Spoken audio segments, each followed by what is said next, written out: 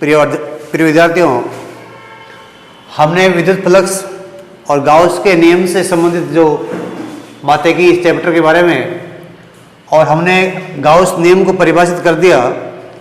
Gauss नियम के जो अनुप्रयोग है उससे पहले हम एक गाउस के नियम की व्युत्पत्ति समझते हैं कूलाम के नियम से।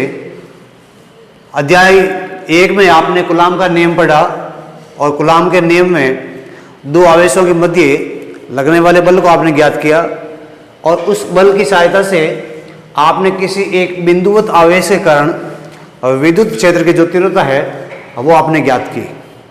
अब उसी विद्युत क्षेत्र की तीव्रता को हम यहाँ काम लेंगे और यहाँ पर गाउस के नियम की उत्पत्ति करेंगे। ठीक है, तो इस प्रकार से सबसे पहले हम क्या करते हैं, गाउसीय पृष्ठ की कल्पना करते हैं। इस प्रकार से माने एक गाउसीय पृष्ठ है और इस गाउसीय पृष्ठ में आपको एक स्वेच्छ बिंदु O है, और इस स्वेच्छ बिंदु O पर आपने धनात्मक आवेश Q रख दिया। धनात्मक आवेश आपने Q रख दिया। अब इसमें वही हो गया कि ये एक बिंदुवत आवेश है और इस बिंदुवत आवेश को आपने किसी काल्पनिक पृष्ठ के अंदर बिंदु O पर आपने इसको अवस्थित कर दिया। और यदि मैं इससे कुछ दूरी r पर, इस कुछ दूरी r पर, ये आपका 3D में है, यदि यहाँ पर मैं इस प्रकार से इसको ऐसे ड्रॉ कर दूं कि इस स्वेच्छ पृष्ठ को मैं इस प्रकार से करके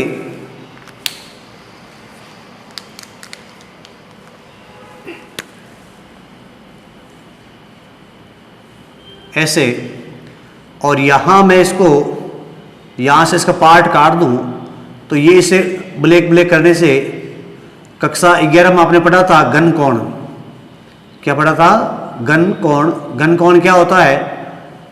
त्रिविमीय आकृति का एक ऐसा पार्ट काटिए और इनके जो दोनों जो आपके सिरे हैं उसे किसी केंद्र की सहायता केंद्र पर मिलाएं, तो यहाँ पर जो कोण बनता है उसे घन कोण बोलते हैं। तो यहाँ जो कोण बनेगा उसे घन कोण बोलेंगे, और इस घन कोण का जो आपका सिंबल है वो आपका डेल फाई है। डेल ये है, और यहाँ से यहाँ पर एक बिंदु आपका P है, जहाँ पर क्या करनी है आपको, विद्युत क्षेत्र की तीव्रता ज्ञात करनी है।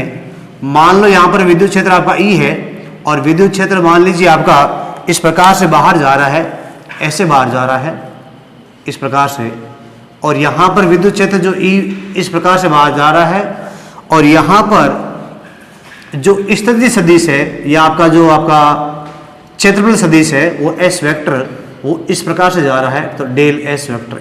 तो आपने क्या लिया, हमने एक बंद पृष्ठ लिया जिसका आपका पृष्ठीय क्षेत्रफल कितना आपका S है। उस पृष्ठीय क्षेत्रफल का हमने एक छोटा पार्ट जो डेल S वेक्टर जिसे क्षेत्रफल सदिश कहते हैं उसको हमने यहाँ पर काटा, और इस जहाँ पर हमने इस पॉइंट को काटा, जिस पॉइंट को नाम दिया उस पॉइंट को हमने यहाँ से P बोल दिया। अब क्या करेंगे, इस पॉइंट P की जो इस पॉइंट बिंदु P की इससे जो दूरी है पॉइंट O से, वो कितनी है, बिंदु O से इसकी दूरी जो आपकी R है। अर्थात हमें क्या करना है, सबसे पहले इस बिंदुवत आवेश के कारण P पर कितना आपका विद्युत क्षेत्र होगा वो ज्ञात करना है, और विद्युत क्षेत्र ज्ञात करके बाद में कक्षा 11 में आपने बताया कि यहाँ पर जब इस एक आप सॉलिड को ठोस कोण यहाँ से काटा जाएगा, एक वहाँ से एक जैसे हमारा ये कोण होता है इस प्रकार से देखें, जिस प्रकार का हमारा एक वर्ताकार या बोले सो एक गोला है मान लीजिए। ठीक है, इस गोले में सीधी आपको मैं बोलूँ इसमें एक शंकु काटना, आपको शंकु काटना है, शंकु आकार का ऐसे, तो आप शायद इसका एक केंद्र लेंगे और आप एक चाकू यहाँ से डालेंगे, एक चाकू आप यहाँ से डालेंगे, तो इस प्रकार का कुछ पार्ट यहाँ से बाहर निकल जाएगा। तो रिमेनिंग जो ये जो पार्ट होगा ये वाला, तो यहाँ पर जो कोण बनता है उसे क्या बोलते हैं, घन कोण है। और घन कोण के जो हमारा मान आता है वो क्या आता है, 4 पाई आता है। कितना आता है, 4 पाई। क्योंकि हम जब वर्त की बात करते हैं, एक वर्त पर जब दो चाप यहाँ स्पर्श बिंदु पर, यहाँ पर परिधि पर दो स्थित बिंदु के द्वारा जब इस केंद्र को मिलाया जाता है, तो यहाँ पर 2D में यहाँ जो कोण बनता है वो 2 पाई का बनता है। कितना बनता है, 2 पाई का। लेकिन जब हम 3D की बात करते हैं, क्योंकि गोला हमारा क्या होता है, 3D होता है, लंबाई चौड़ाई ऊंचाई तीनों होती है, और 3D का इस केंद्र के सापेक्ष कोई भाग काटा जाता है, तो यहाँ जो बना कोण वो क्या होता है, घन कोण। क्या होता है, घन कोण। और घन कोण का मान कितना होता है, 4 पाई। इसका मात्रक होता है स्टेरेडियन, इसका मात्रक स्टेरेडियन, और इसका मात्रक होता है रेडियन। तो ये आपकी 2D की आकृति है, ये आपकी 3D की आकृति है। तो यहाँ पर जो गाउस का जो नियम हम व्युत्पत्ति करेंगे यहाँ से कूलॉम की सहायता से, तो यहाँ पर जो गाउसीय पृष्ठ लेंगे कुछ आप इस प्रकार का लेंगे कि यहाँ पर बिंदु O, जहाँ पर आपने एक धनात्मक आयन Q रख दिया, और इसके जो पृष्ठ है वहाँ पर बिल्कुल इस शंकु आकार का यहाँ से एक भाग काटेंगे इस क्षेत्रफल S का, तो यहाँ पर एक डेल S एक क्षेत्रफल आएगा जो अति अल्प होगा। और हमने ये बोल दिया कि चाहे धनात्मक गोला हो चाहे आपका ऋणात्मक गोला हो, अर्थात धन आयन हो चाहे ऋण आयन हो, हमेशा जो विद्युत क्षेत्र होता है उसकी दिशा क्या होती है, हमेशा त्रिज्यीय होती है। त्रिज्यीय मतलब बाहर की ओर। इस प्रकार से यदि इस पर से यहाँ खींचे ऐसे, तो हमेशा यहाँ कोण कितना बनता है, 90 का। तो यदि इस बिंदु पर विद्युत क्षेत्र आपका इस प्रकार जा रहा है, जहां पर क्षेत्रफल सदिश कितना आपका क्षेत्रफल सदिश डेल एस वेक्टर है। ठीक है, तो हम यहां पर लिखेंगे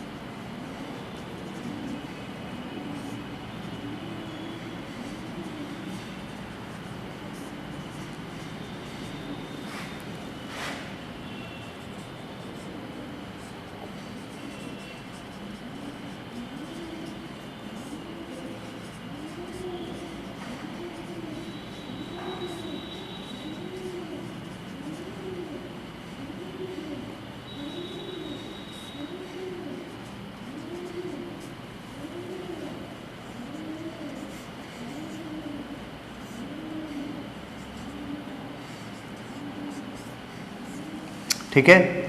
तो यहां पर हमने क्या लिख दिया कि माना एक बंद पृष्ठ जिसके अंदर बिंदु O है, जहां पर एक आपका धन आवेश आपका स्थित है। इस धन आवेश के कारण बिंदु P पर आपको विद्युत क्षेत्र ज्ञात करना है। जो क्षेत्रफल के जो इस पृष्ठ के हमेशा क्या होता है, सदैव क्या होता है, अभिलंब होता है। तो हम बोलेंगे यहाँ एक डिस्टेंस है, तो इसका सूत्र होता है, आपने इसको व्युत्पत्ति कर लिया, वो क्या होता है, E vector equal to 1/4 pi epsilon not Q upon, यहाँ से जहाँ पर आप विद्युत क्षेत्र ज्ञात कर रहे हैं उनके मध्य की दूरी R है, तो R का स्क्वायर हो जाएगा। अब यहाँ पर आपका कोई आवेश है और आवेश के कारण इस बिंदु पर आप विद्युत क्षेत्र ज्ञात कर रहे हैं, ये इसकी तीव्रता होती है, एक सदिश राशि है। यदि यहाँ पर भी लेफ्ट में आपका सदिश आ रहा है तो राइट में सदिश आएगा, तो एकांक सदिश R कैप लगा देते हैं। ठीक है, धनात्मक आवेश है तो विद्युत क्षेत्र बाहर की ओर होगा और ऋणात्मक है विद्युत क्षेत्र अंदर की ओर होगा। तो यहां से हमने ये निकाल लिया। अब हम क्या करेंगे, हमने गाउस का नियम पढ़ा और गाउस का नियम क्या बोलता है कि कोई भी आपका बंद पृष्ठ होता है उसमें कितना आवेश होता है, उस आवेश का 1/ε0 जो गुना होता है वो उस पृष्ठ से पारित फ्लक्स से क्या होता है, बराबर होता है। अर्थात बंद पृष्ठ में यदि आपका आवेश है तो फ्लक्स होगा, और यदि बंद पृष्ठ में आपका आवेश नहीं है तो फ्लक्स का मान कितना होगा, 0 होगा। फिलहाल हमारा यहाँ पर एक आवेश है प्लस Q है, तो यहाँ पर कुछ आपका फ्लक्स मिलेगा, आपको कुछ विद्युत फ्लक्स मिलेगा, और वो हमारा कितना होता है लिखेंगे पृष्ठ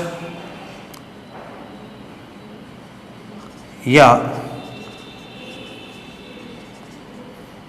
अल्पांश पृष्ठ डेल एस वेक्टर से संबद्ध विद्युत फ्लक्स, हाँ विद्युत फ्लक्स क्या होता है, phi equal to phi E बराबर ई डॉट डेल एस है। अब ये जो आपका विद्युत फ्लक्स निकल रहा है या जो विद्युत फ्लक्स ज्ञात कर रहे हैं वो इस संपूर्ण पृष्ठ से नहीं है, उसका कुछ भाग आपका यहाँ पर है, तो यहाँ का जो फ्लक्स क्या आएगा वो अल्पांश आएगा। अल्पांश क्यों आएगा, क्योंकि जिस आप क्षेत्रफल से इसको फ्लक्स ज्ञात करने जा रहे हैं वहाँ का क्षेत्रफल भी क्या है, बिल्कुल अल्पांश है, ठीक है। तो यहाँ पर हम फ्लक्स क्या ले लेंगे, आगे डी स्मॉल डी लगा देंगे, डेली। ये डेली क्यों लिया, क्योंकि अल्पांश आपका पृष्ठ डेल एस है, तो कुछ ही फ्लक्स आपको मिलेगा, कुछ ही मात्रा मिलेगा, तो ये हो जाएगा इस प्रकार से, ये हो जाएगा कोस थीटा। अब क्या करना है, इस धनात्मक आवेश के कारण यदि इस संपूर्ण पृष्ठ से आपको विद्युत फ्लक्स निकालना है, संपूर्ण पृष्ठ से यदि विद्युत फ्लक्स आपको निकालना है तो क्या करेंगे, दोनों ओर समाकल का चिन्ह लगा देंगे, तो आपको क्या मिल जाएगा, यहां पर इसका कुल फ्लक्स मिल जाएगा धनात्मक आवेश Q के कारण। तो हम यहां पर लिखेंगे अतः संपूर्ण पृष्ठ S से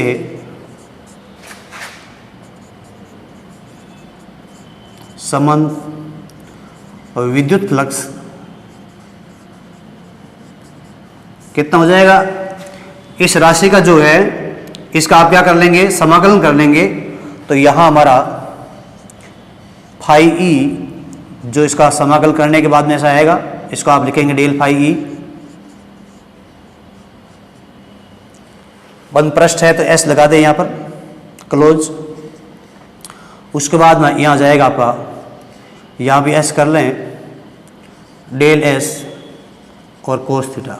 अब क्या करें, इस समीकरण 1 से जो विद्युत क्षेत्र का जो मान है उसको यहां पर रख देते हैं, तो समीकरण 1 से विद्युत क्षेत्र हमारा कितना आ रहा है, 1/4 pi epsilon not into Q upon are square.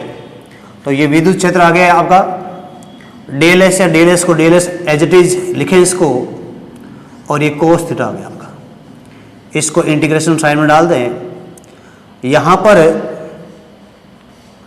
यहां लिखे या फाई ई।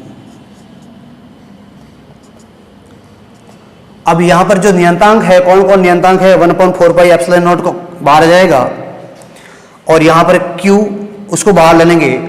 हमें करना क्या, यहां पर हमें यहां पर जो आपका डेल जो ओमेगा है वो कितना आपका, वो 4 पाई है, इसकी वैल्यू क्या होती है एक्चुअली में, del S cos theta, del S cos theta upon are square equal to कितना होता है, 4 पाई होता है। अब यहां से उसको हम लेकर जाएंगे, तो यहां पर लिखेंगे जो इसे, इनके अलावा जो टर्म है, जो राशियां हैं, इनको बाहर निकाल लेंगे और नियंतांक बोल देंगे इनको, तो 1/4 पाई आवेश को बाहर ले लें, पीछे आपका इंटीग्रेशन साइन रह जाएगा, del S cos theta upon are square, यहां फाई ई। अब कक्षा 11 में आपने पढ़ा कि कोई भी आपका इस प्रकार से त्रिविमीय आकृति होती है, एक गोला है, उसमें इस प्रकार से एक शंकु, एक आइसक्रीम का जो शंकु आप जो होता है, शंकु बांधती है, उसको निकालते हैं बाहर, तो यहां पर एक इस प्रकार पृष्ठ बनता है, तो यहां का मान कितना होता है, 4 पाई, कितना होता है 4 पाई, और वो किसके इक्वल होता है, एक बड़ा एक डेरिवेशन था, वो del S cos theta upon are square जो वैल्यू आती है, जो मान आता है वो 4 पाई आता है। इसको यहां रख देंगे, यहां पर या लिखें Q upon 4 pi epsilon not.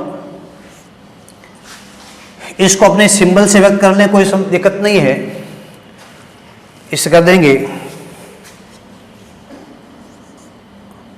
Del ओम, इसका सिंबल आ जाएगा। ठीक है, इससे आगे सॉल्व करेंगे। Phi equal to Q upon 4 pi epsilon not, और इसकी जो वैल्यू होती है वो कितनी होती है 4 पाई। कितनी होती है 4 पाई। अब देखें इसको, 4 पाई से 4 पाई क्या जाएगा, कैंसिल आउट। तो हमारा जो फ्लक्स मिलेगा, जो विद्युत फ्लक्स आपको मिलेगा फाई ई, ये वाला, तो ये हमारा हो जाएगा phi E equal to Q upon epsilon not. और यहाँ एक लाइन लिखेंगे हम, यहाँ पर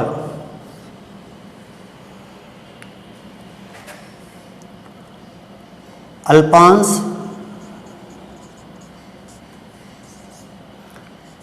क्षेत्रफल